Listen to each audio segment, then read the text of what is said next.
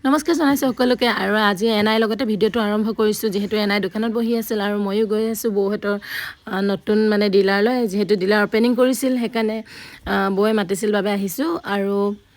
এফালে আকৌ নাম এফাকি গোৱাইছে ভাল লাগিছে ন একদম অসমীয়া পৰম্পৰাৰে আৰম্ভ কৰিছে এফালে আপা মই ধুনীয়াকৈ বহি লৈছোঁ চাহপানী দিলে চাহপানী তাপানী খাই লৈছোঁ আনফালে আকৌ অলপ দেৰি বহাৰ পিছত এফালে বৌ লৈ আহিলে প্ৰসাদ চাব দেই লাজ কৰিছে মুখখন একদম ঢাকি দিছে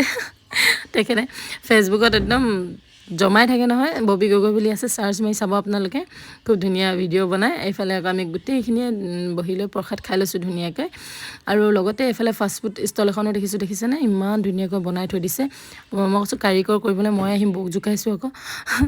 এইফালে আকৌ এনাইহঁতৰ ঘৰলৈ সোমাই আহিলোঁ ভিতৰলৈ এইফালে বৌয়ে শাক ভাত বনাই আছে আৰু এনাই কল সাজৰ চাউল কেইটামান নিবলৈ মাতিছিলে সেইকাৰণে মানে সোমাই কেনে লৈ আহিছোঁ আৰু এইপিনে বৌক চকচোন ধুনীয়াকৈ মানে তেখেতে ঝাৰু মাৰি আছে মই বোলো দেখাই দিওঁ লুকাইছে তেখেতে